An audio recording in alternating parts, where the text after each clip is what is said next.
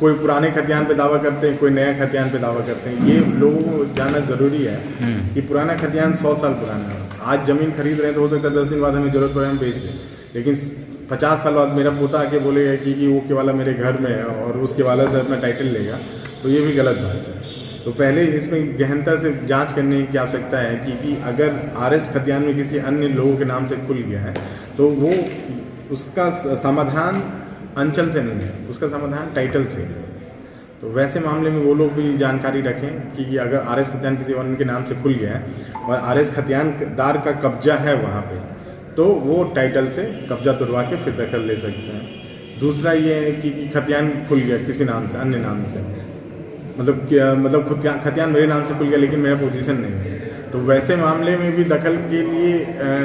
Ultimate power जो है वो सिविल कोर्ट के ही पास दिया गया है। सरकार क्या मानती है, नए खतियान को या पुराने खतियान को? अभी तो हम लोग नया खतियान पे काम कर रहे हैं, बट पुराना खतियान का सिग्निफिकेंस खत्म नहीं होता है,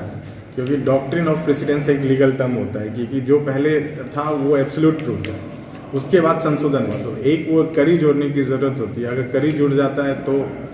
मतलब खतियान, लेकिन ये है कि क्या सही क्या गलत ये कहना मेरे लिए स्तर से संभव नहीं है। तो कभी कभी तो देखा जाता है सर कि पुराने खतियान के अनुसार जो है ज़मीन ठीक है, नया खतियान के अनुसार से ज़मीन दूसरी ज़मीन में जो है सो चला जाता है, कई कड़ी चला जाता है, तो उस परिस्थिति में क्या होगा? वैसे में संशोधन की आवश्यकता होती है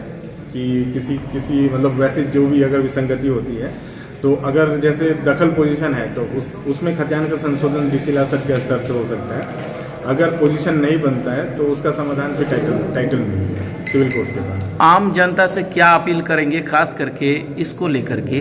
कि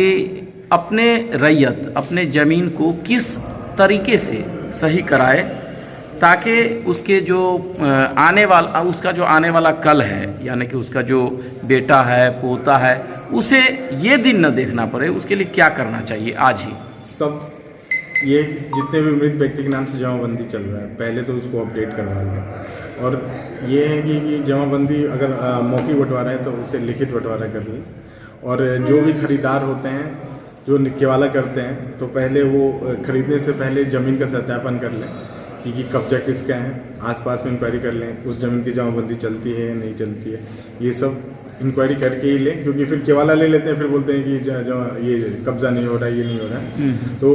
एक जब एग्रीमेंट होता है तो पैसा के लेन देन के साथ एक कब्जा का भी आदान प्रदान हो जाना चाहिए, तभी जाके केवाला करवाएं।